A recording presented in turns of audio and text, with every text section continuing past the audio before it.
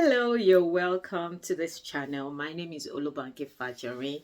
I am a parenting coach and I have something beautiful to share with you today. Let's talk about jollof rice. Yes, jollof rice. That's funny, right? Why does every Nigerian child like jollof rice? Some people will say, not every Nigerian. My child does not like Nigerian jollof rice. Well, I will disagree. Your child has not tried the best jollof rice. Jollof rice is one of the major dishes in Nigeria. It's just not a dish. Jollof rice is a very important part of Nigerians. There's this debate about Ghanaian jollof rice and Nigerian jollof rice that has been all over for years. But I just have few things to say about Nigerian jollof rice and why every Nigerian child will fall in love with jollof rice. Jollof rice is like a luxury food. The taste, the aroma, how it is well cooked gives it a special importance. If you don't know what jollof rice is, it's orange in color, like orange red, like rice in tomato sauce, but there's a way by which it's cooked that gives it that Nigerian taste. Every Nigerian child will fall in love with jollof rice. Jollof rice, when I was really young, jollof rice was passed from my great grandmother to my grandmother, then to my mother, then to me. It's a meal that has survived generations, survived the wars, and is still here with us. Even people that move out of Nigeria to other countries still can't do without jollof rice. Another special thing about jollof rice is that it is an occasion food. It signifies happiness, it signifies joy, it signifies celebration. So wherever you go and you see people cooking jollof rice, sometimes people will ask you, so what's happening here? Who's celebrating? Whose birthday it is? It's just a meal attached to a celebration and happiness. So why am I talking about jollof rice? Jollof rice is value. It's value that has been passed from one generation to the other. It's value whose ingredient and condiment has been passed from one generation to the other without documenting it. And it goes like that. It's evolved over the years. People now add some sort of seasonings that were not added years ago to their jollof rice, because there's no standard recipe that has been documented from ages past. So why am I talking about jollof rice? Jollof rice is value, and it has been unconsciously passed from one generation to the other. Because it's wrapped around celebration and culture, it's found its path walking through several generations and still going. Likewise, we can adopt the journey of jollof rice to parenting. There are values that can be passed from one generation to the other without making it difficult, without making it sound like a law or a rule, without making it sound like a restricted order. Okay, what do I mean by this? There are several ways of passing values from one generation to the other. Let me explain this. You can pass value from one generation to the other explicitly teaching it. You can teach explicitly.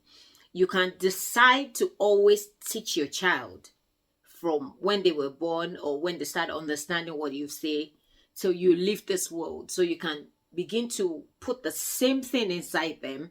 It can be likened to brainwashing as well, and make sure they know these are what you want. So you can teach values. You can tell them, this is what I want. This is what I'm looking forward to. This is like what I expect of you. This is what I want you to do. That's explicitly teaching it and telling them, guy, this is a family value. You have to pass it from one generation to the other. So in this kind of way, sometimes it can be watered down. It can be weighed, and the failures, the past failures could determine how they will polish it over the generations or over the years. So you can explicitly teach value to your children, which I believe most parents does in today. People want to teach value to their children. They say a lot of things. You see parents say things like, in this family we don't do this, in this family this is how we run things. I've met people when they wanted to get married and their spouses were telling them about how they do things in their family over the years. In our family, when we have our first child, my dad gives the name, These are family values that has been transferred from generation to generation. Possibly at a certain generation, there will be some sort of change. That is a disadvantage of explicitly teaching alone. There are other things that you can do when you want to pass value from one generation to another. Okay, so we've established the first one, which is explicit teaching. You have to teach explicitly. The danger of not writing down value when you want to teach it explicitly is that by the time it passes from one generation to other, personalities are added to it, emotions are added to it, and so it can water down what the original creator of the family value wanted. That's what happens with the word of God as well. What God intended was watered down by people's emotion, by the way they view life, by the way they see things. They watered it down. And so that's why it is important that you write them down. When you have values you want to pass down from generation to generation. I've seen people that wrote a book and kept it for their great-grandchildren to say, this is our family value. In case one of you want to forget or something happens along the way and you want to lose your path, this is what we expect of you. And this is so important. Writing it down will help you to remember the exact way you want it put, because even as you grow, things change, your perspective change, your way of life changes, then you begin to sort of adjust things. When you write it down, you know how you intended it to be. And so as you grow, you can go back to even it if it needs amending, then you know that you are not watering down the goal or the main effect of the value. Another way you can teach or you can pass value from one generation to another is called implicit learning. You can decide to teach by doing. Children learn more when they observe us do things. So there are some families that never really defined the values to their children, but because that's what their parent does, they know that is the family value. This is in a way more effective because doing something tells your child that is achievable. Okay, you can teach it and not be able to do it. That's explicitly. But here in this implicit learning, you are able to show your child that the goal is achievable.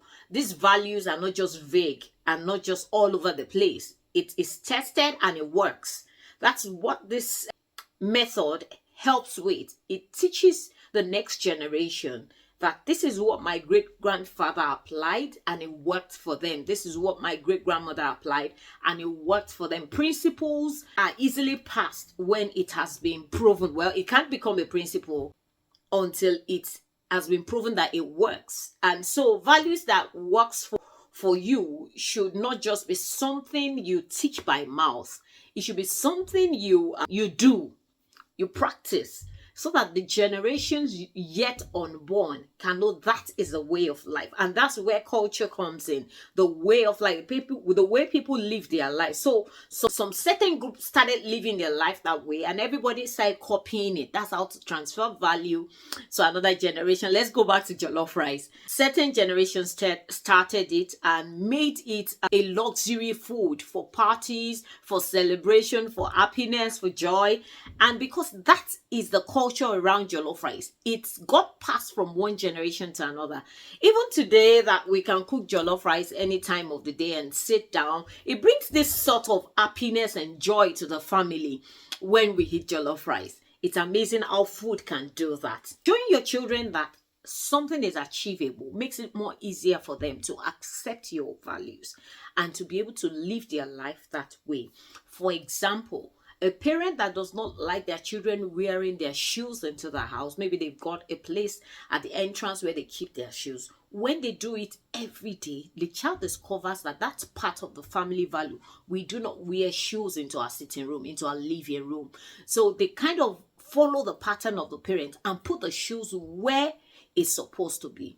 But a parent who says it and doesn't do it confuses a child, because at the end of the day, the child is like, what should we do? Daddy is saying keep your shoes there, but it's having his shoes on its feet. What are we supposed to do? So it's important to show the children that things are achievable than telling them that it's achievable. Another way we can pass value from generation to generation is to make sure we have family traditions. Yeah, I've kind of mentioned it in the past two recommended method of passing value. But I would say that if you have family traditions can surpass years. You see families that say, oh, we like to eat at the table like once a week, or every Sunday we come together for a meal, and it started from their great grandfather. Things like that, they find their roots in the way of life, and it's easier for people to carry it on. And that's why, even if you are a person of faith and you kind of practice a faith in a certain way, it's easier for your child to pick it up if it becomes your family tradition.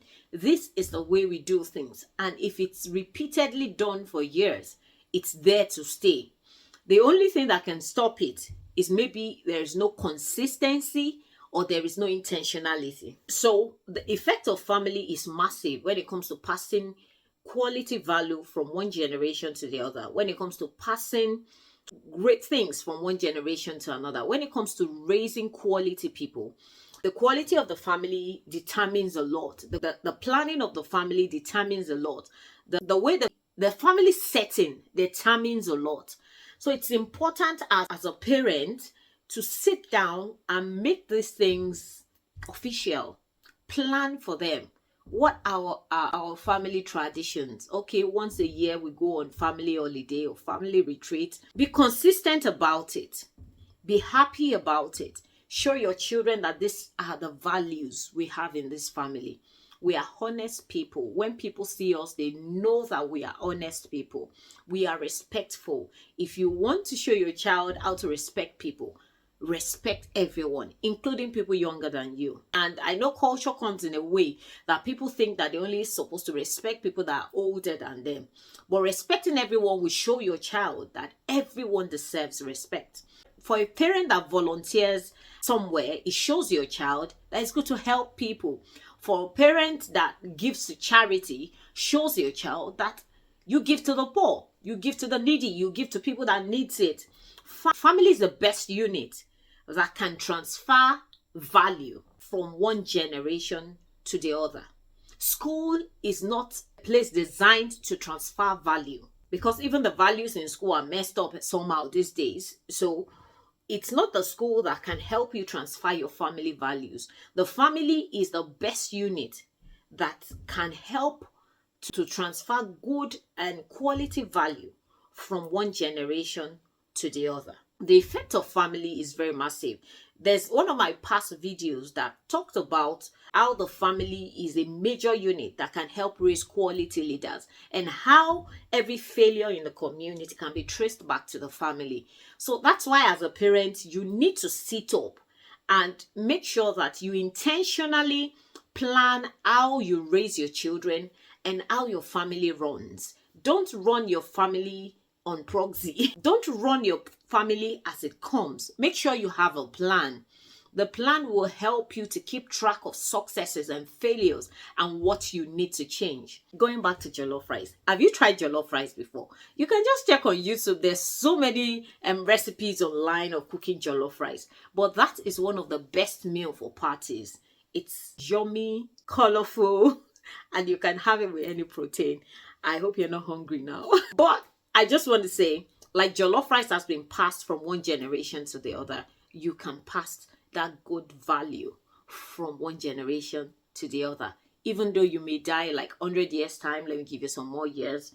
Even generation that will be here 1,000 years after will be able to know these things, because you have put proper plans in place to put your footprint on the mountains of life, on the rocks of life, to put your footprint here, so that everybody that comes, they place their feet in and find a route, a balance. Don't rest. Keep doing what you're doing. Keep learning as a parent. You are doing well, and all is well with you. Have a beautiful day. Thank you for watching. I'll see you again in the next video. Before you go, kindly like, share, subscribe, drop a comment. Let's keep these videos interactive. I've got loads of parenting video that you may want to watch. Thank you and God bless you. Have a beautiful time.